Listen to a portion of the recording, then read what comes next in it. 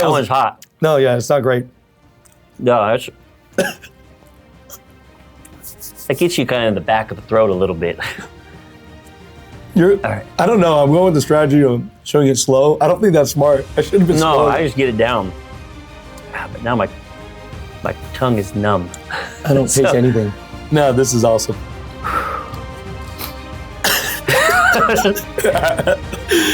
All right. Go ahead.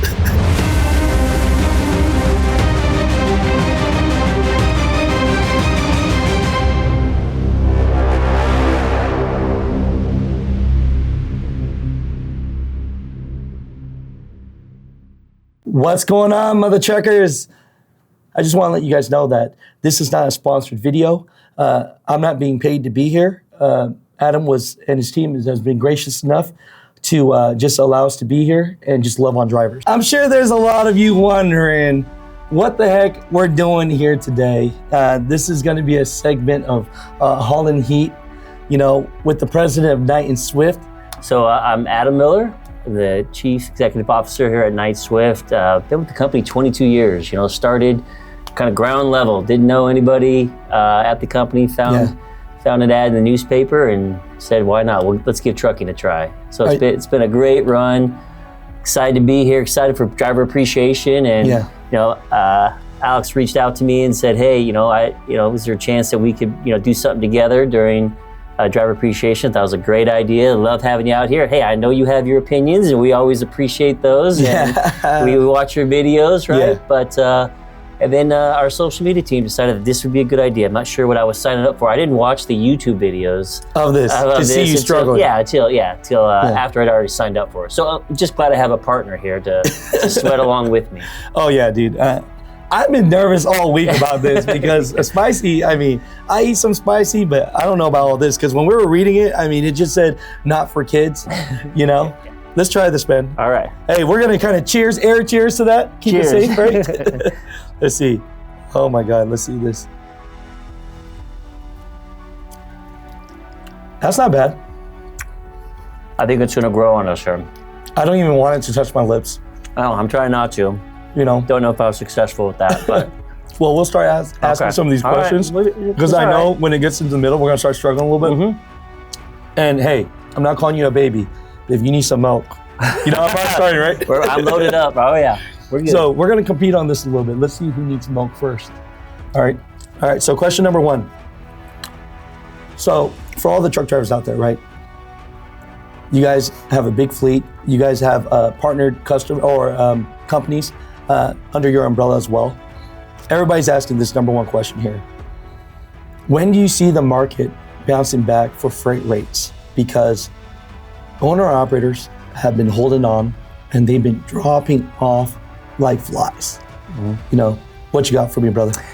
Yeah, that's the $1 million question, I think, from everyone. And I think it's been a rolling 6 months over the last 18 months that you felt like at some point it's going to turn, right? But honestly, we are finally starting to see what looks like normal seasonality, or maybe just a touch lower than normal seasonality, but some seasonality.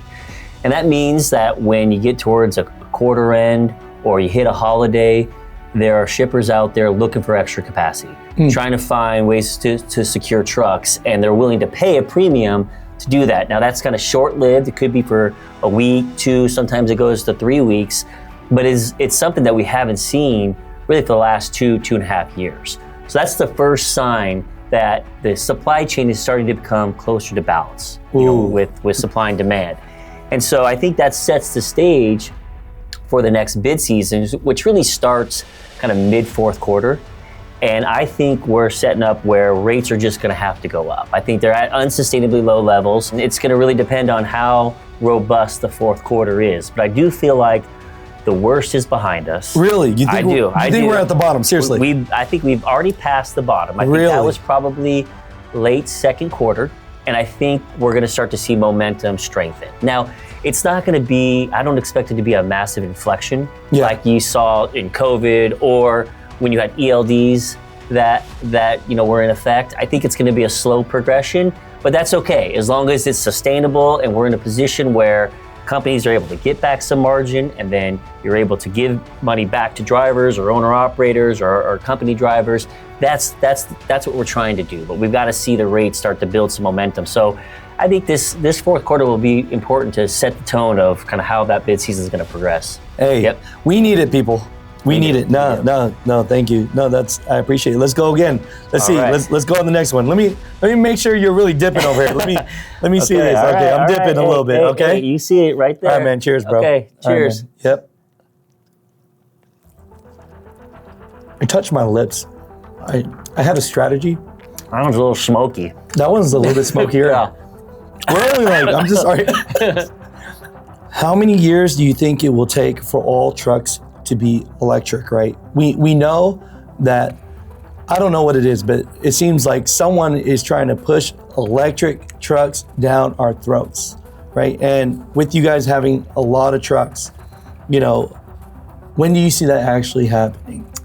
Yeah, I think it's quite some time, if ever, to be honest. Yeah, I mean, there's gonna need to be a lot of technological breakthroughs to actually replace diesel trucks on the road. We've got a handful of electric trucks based in Southern Cal. It's taken us a tremendous amount of expense and time just to get 20 charging stations set up at one of our terminals out there in Drupa Valley. It's taken a lot of work with the electric companies, with the state of California to get that done. Now, they provided some grants to help offset some of the costs, not all of it, but it's felt like an act of Congress to get things moving. And we have 600 trucks based out of that location. And so we asked them, like, what would it take to get this fitted for all 600? And they looked at us like, not possible. We can't, the grid couldn't handle it, given how much it takes to charge a truck. And now we have these trucks, and the difficult part is finding an application for them. I mean, they're maybe at best go over 200 miles a right? Day. Yeah. And you have drivers who get this range anxiety. You start to hit 100, 150 miles. Like, you don't want to get stuck out there and have to get towed in. And then you have, customers that like electric truck concept, but when you show them what it really costs based on how expensive a truck is and what it would cost to move their freight, they're like running on a diesel, right? For the most part. So there's still a lot of work to be done. And so we're a company on just the truckload side, have just under 24,000 trucks. And we are struggling to find work for 20 electric trucks. You guys hear that? You guys hear that right there? So, if you're a betting man, 20 years, 25 years, or not even that? Honestly, I feel like it'll have to be hydrogen. That helps kind of charge a battery there.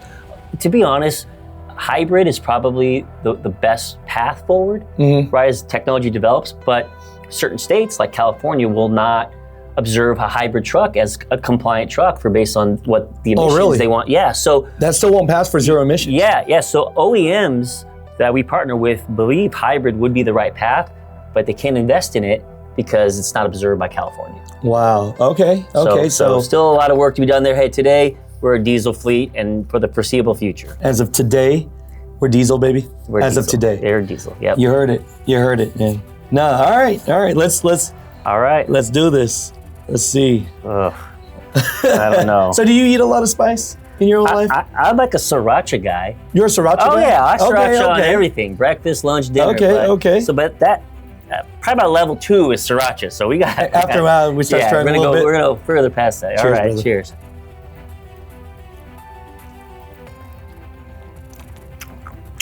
That starts good. All right. That's hitting. No, I'm not going milk yet. Nope. Hold on. I know you're a winner, sir. And I know you're competitive as hell. So yeah, we're all right. You all right? Yeah. As soon as you drink it, I'm drinking it right after. Okay, we'll keep it going. These look a little, I don't know what's going on here. I don't know, man. Yeah. I just know we might be hurting later. What are your thoughts about self-driving trucks in the future? People talk about the infrastructure, they talk about all this stuff, but where do you really see, with having such a massive fleet, self-driving trucks? But I know you gave us some flack about that. Yes, I did. Very publicly. And hey, we understand, right?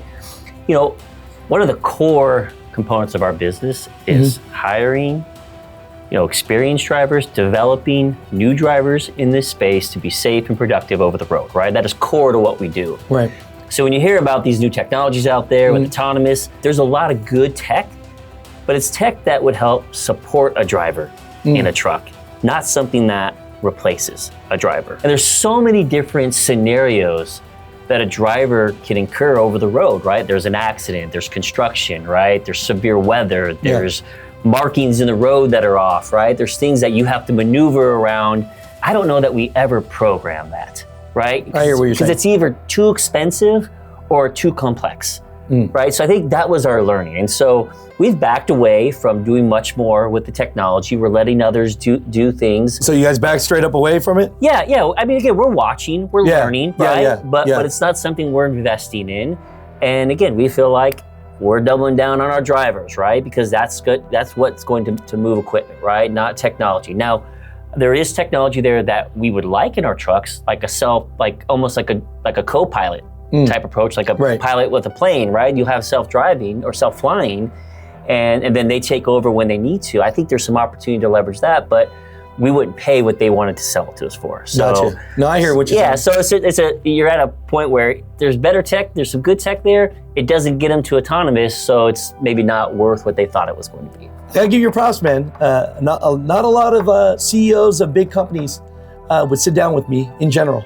You know what I mean? So the fact that you're just doing that and answering these questions, man, it's making your drivers feel more comfortable too. Yeah, we want to be fully transparent. Hey, you ask good questions, right? I appreciate those are answers that. People want to hear. No, thank you. Hey, let's get on to the next one. All right, let me see your dip. Let me see, because I'm in. All right, you're in. All right, let's see. Gotcha.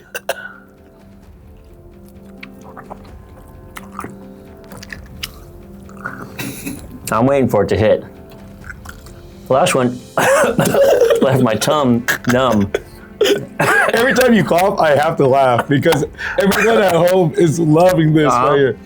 All you drivers right now, he's struggling for you guys. Yep. We're good. You can take that milk, man. I'm good.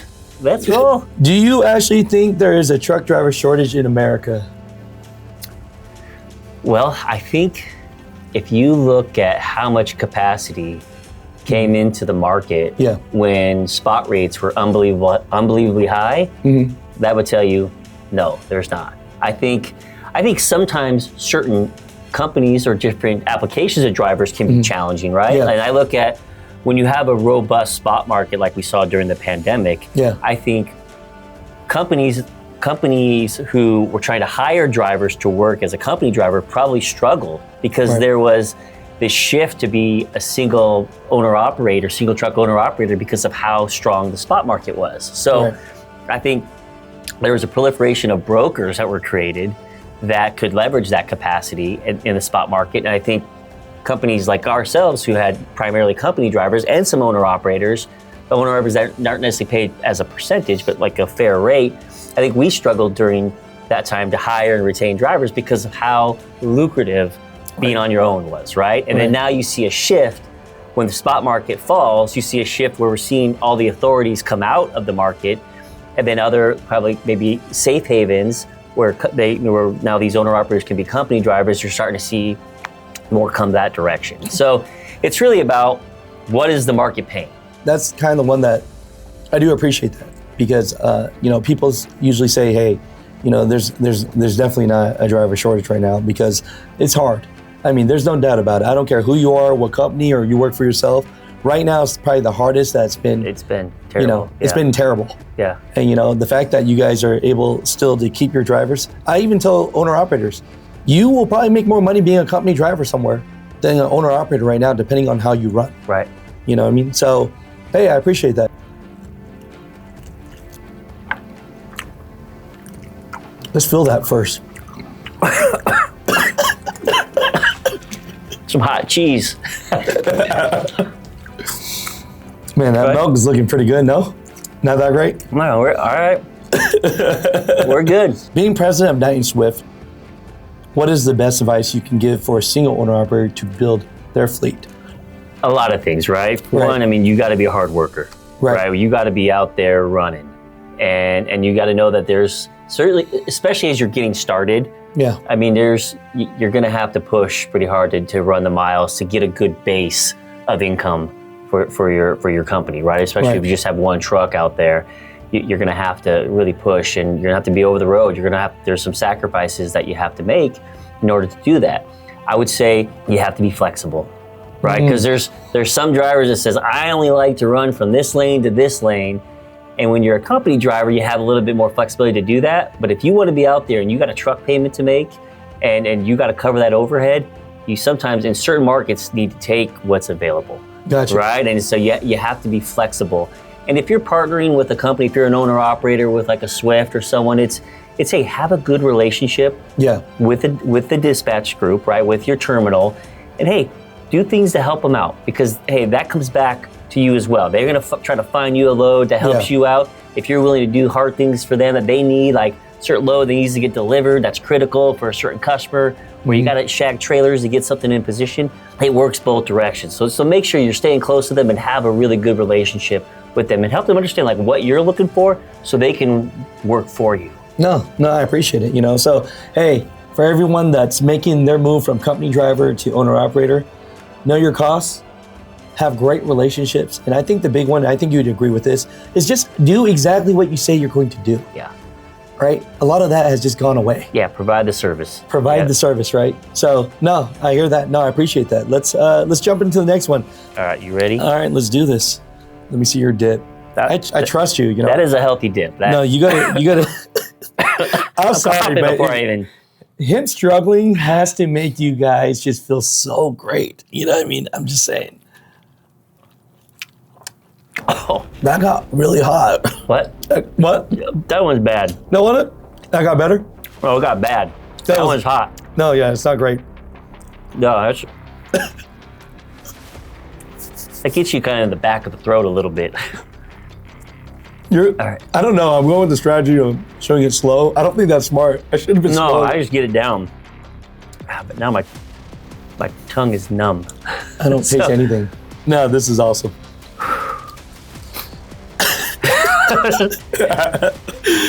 All right. Go ahead.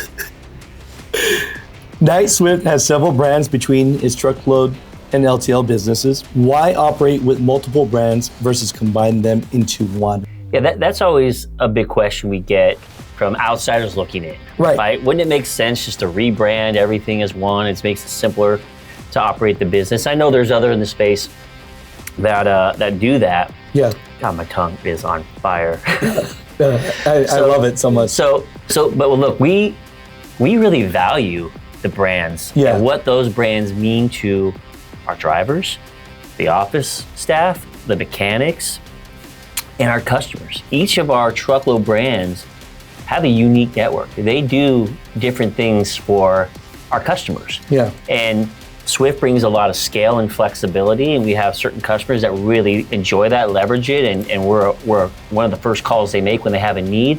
And if we were to come in and say, hey, driver, you now are no longer a Swift driver, you're a Knight driver, or vice versa, we would destroy so much value in the business, because you'd have people that would leave because they're very proud of the brand that they work for. You'll have customers that value what one brand does versus the other and would feel like they lost that. Like we have a smaller trucking company. It's about 500 trucks. Was that the one you recently bought in California? No, this is one, I'll get to that one. This is one we bought 10 years ago. Bar none. Bar none, yeah. They're in Des Moines, Iowa, right? Yep. And they do an unbelievable job on extremely difficult to service freight. Right. Okay, and it's something that they do at the highest level. And hey, they work with customers that will pay for that premium service. Right. That's not something that Swift or Knight or US Express have excelled at in the past. Yeah. And so if we would have just if we would have pulled bar none into, hey, now you're working for Knight, you would have lost that service. It would have dissipated over time. So we see the value in the loyalty in that brand, the customers, and the drivers. Now, hey, behind the scenes, we do everything we can to make us efficient, right? I get it. We leverage our purchasing power. You get the same fuel deal, truck deals, right? Trailers, and we collaborate where it makes sense, but you keep that accountability at the brand. So every brand has to perform. They all have their own P&Ls. They have autonomy to make decisions, right? But we collaborate, work together, and we're able to kind of share best practices. Like LTL, we want to be a nationwide LTL player. There hasn't never been a large nationwide full truckload company who's also had a large nationwide LTL. I was gonna say, what made you guys really go into that game? I mean, well, you don't have the same cyclicality as you do in truckload, right? Mm-hmm. Your top 10 LTL providers, they control 75, 80% of the freight in the LTL world. In truckload, top 10 maybe have 10%, right? There's a lot of, single operators out there. You don't have that in LTL because it takes so much more capital to start an LTL company. There really hasn't been any started in years. And so we like the fact that because you have, that less fragmentation, that pricing is a lot more disciplined. And so pricing typically goes up every year. It's just a matter of, is it, mid-single digit, upper single digits? And there's some real good operators out there that prove that you can convert that to really good margins. It's interesting to see just like the moves, right? Because we know just the trucking economy has been so weird. I almost tell people, right, the advice is sometimes you have to just shift and move and be able to wear different hats. And hey, you might have been into flatbed, maybe you got to go reefer. Hey, you've been in a reefer, maybe you got to go somewhere else. So when I saw you guys do that, I was, in my mind, I was seeing that you guys were just like everyone else. It's not a great market. Let's take some shots. Let's wear different hats and let's see what can keep our business going. Yeah, we're gonna make an investment in a market that has proven to be more stable. Yes. Now we love truckload. When truckload's great, it's the best business we have. Right. But we know that you have times when it's challenging, and LTL helps smooth that out. Who put us up to this, man? So they're behind the camera over there. They're gonna pay for this later. I need to swallow this quick. I'm not doing a good job because I can't swallow. This one's really hot. That was too big of a dip. That was aggressive. I don't like this at all. My wings are getting cold too. That doesn't help. Yeah, it doesn't. Can you feel your tongue anymore? No, I'm good. You're good. Just want to try not to touch my face with my hands. Don't use the bathroom. All right. All right. Good thing we have. Y'all better keep all this in here. Okay? Yeah. All right. I'm just saying. Let's and go. look, I'm gonna be honest with everybody that's watching this. I'm dying right now, okay? But we all want to see this right here. This is great. This is great. This is great. Just tickles the. Yeah, it's nothing, man. Yeah. It's nothing. So this is a big one, and I've been reporting on this a lot, right? Many carriers are shutting their doors every month in this environment. So why should drivers choose to come to Swift? What do you have to offer? There's a lot of companies failing, like you mentioned, and it's because we probably have the largest imbalance of capacity versus demand that we've ever seen, right? In probably early part of 22, right? And we are been working towards finding a closer balance between supply and demand, which means, unfortunately, capacity has to come out of the network. And so we've seen small one-truck companies who've come out, but even some of the larger, companies out there that weren't able to navigate it because of how tight margins have become. And if I look at our public peers, we've never seen margins as tight as they are right now. When I think of Swift and some of our other brands, we have a strong balance sheet. We're financially stable, and we have I think a very healthy freight network. And when you start to see this kind of slow, improvement in the market, what we see is the larger, well-capitalized trucking companies typically get the phone call first from customers, because if they have a need in a certain market, they can call Swift and say, hey, I need 50 trucks in this market, and we largely can deliver that. Right. It may take 20 calls if you're just calling small brokers to try to make that happen. So with you in a difficult environment where the spot market is extremely challenging, there's a bit of a safe haven with being with a larger company, because we get those opportunities before many others, right? And they can use your network. Yeah, and then they're in our network. They have some safety there. You got trailers that we have, and deep relationships with customers. And so this is when we would start to see a shift from single truck owner operators converting to company drivers, or even being an owner operator within our fleet. I got you. No, I appreciate that. Yeah. Let's go. I'm dipping. That's a real dip.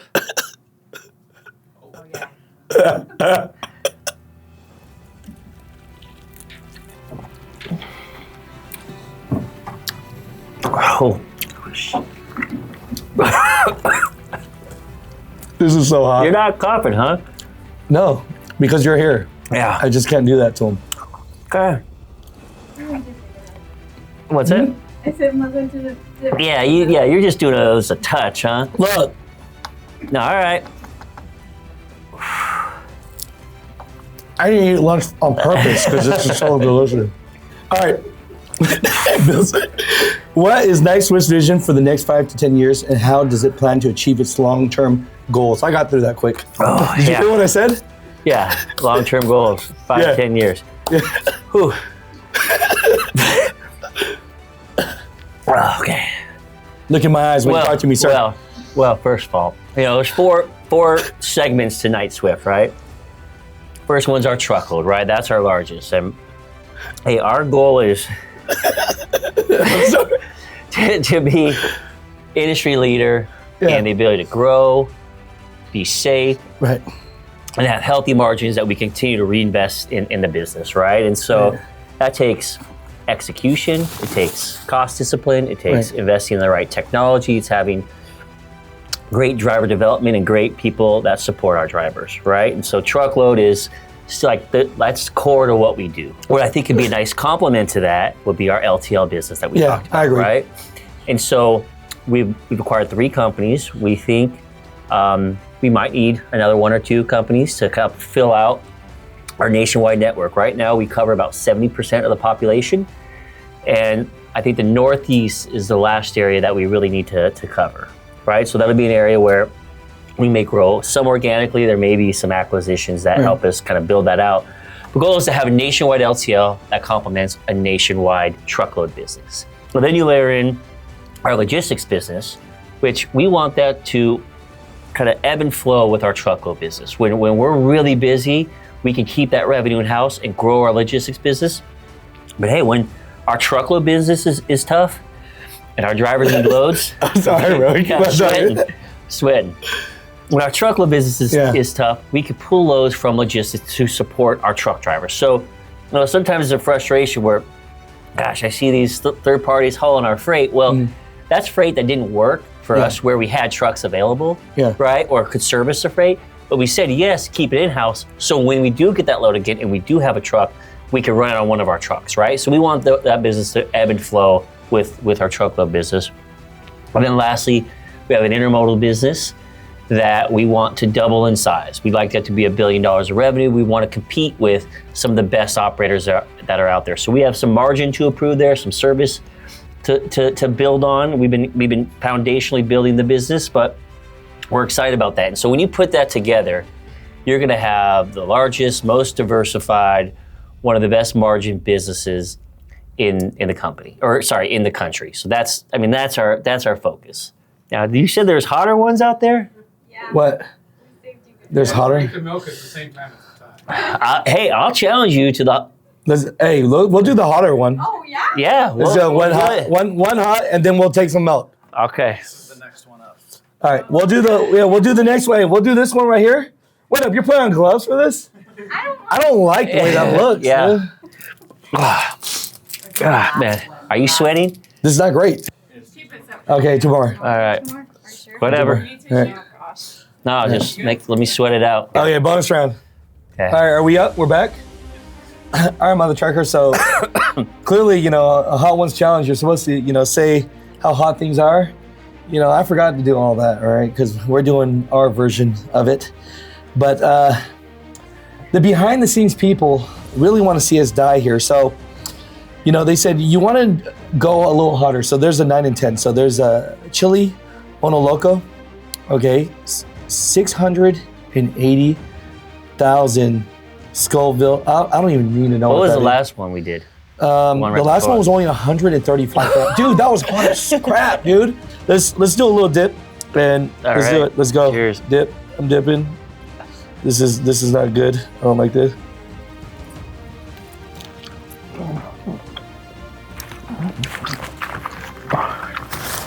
It's like so. This is 680,000. What's that? Oh, get down.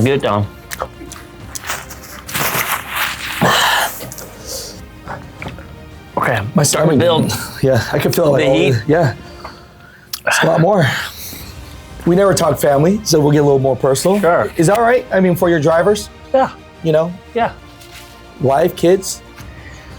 Yeah, so I have a beautiful wife, supportive wife, and How beautiful is she? Oh, she's much better looking than me. I love it. Yeah, You're a good looking dude, yeah. bro. Right now, I'm feeling like a sweaty mess.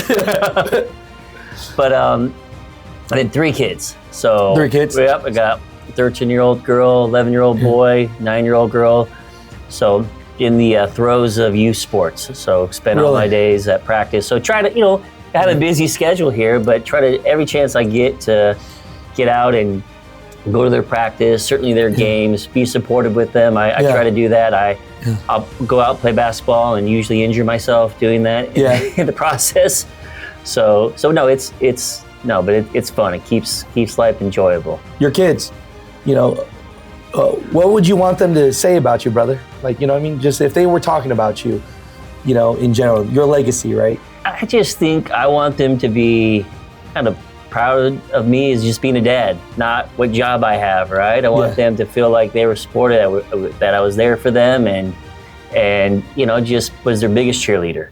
I love that. And hey, when I walk into the door at home, all titles are left at the door. I'm like kind of like middle management at my house. I heard that. I don't know. Like I think my dogs may have more influence than I do, but no, it's great. That's how it should be. No, hey, I appreciate that. Let's do this last one.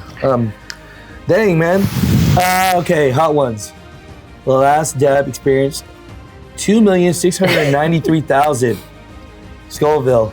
Okay, what up? I don't know. Let's dip this. How much do you dip this without dying? I don't know. I got. All right, let me see this. This doesn't. Oh my God, I don't. Ready? I got some. Right? Yeah.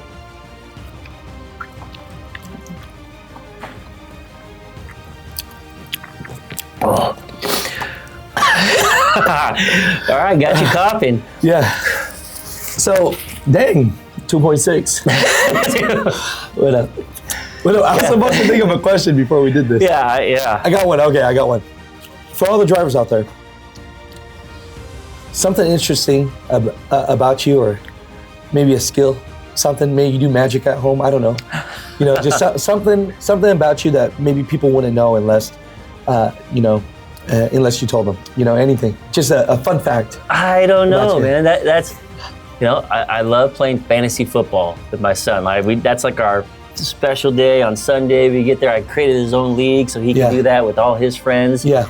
And so that's not like totally unusual. I think there's a lot of people who do that, but I still have, that side of me. It just likes to have fun and be competitive and still try to play sports. But again, half the time I end up injuring myself. I got you. At this point, but hey, just honestly, we live a very normal life, right? Like we come home and we try to have family dinner. We're run all over town, and I just love the people that I work with, and feel like we have a good family, a good collaborative team, and just feel fortunate that I have this opportunity to be here.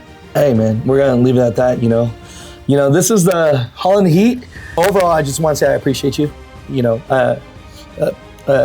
I don't play sides. We just share information. Yeah. So I appreciate you for sharing information, man. Yeah, I appreciate you coming out here and spending time with our drivers. I know we got a lot of fans out there. Hey, I appreciate that. Enjoy you handing out the merch. Yeah. But no, it's been great. Overall, Adam and I, honestly, we just want to say we appreciate you guys, and we thank you guys so much. And hopefully you guys had a great trucker appreciation week. And I think it's cool that they did something great for you guys, because a lot of drivers, we make fun of it sometimes. Oh, these trucker appreciations more for the office staff. But I saw hundreds of drivers here today, and they had a lot of fun. Anything you'd like to tell your drivers, brother? No, again, hey, appreciate the great men and women out there that make this industry so fantastic. And hey, it's obviously a challenging time, but man, we got some great people out there that are out there working hard and moving the economy. And don't know that this really helped, but we're here to not take ourselves too seriously, right? So again, thanks for watching, and hey, hope you had a great driver appreciation week. All right, close to this. All right, bro. All right, man. Cheers. Cheers, man.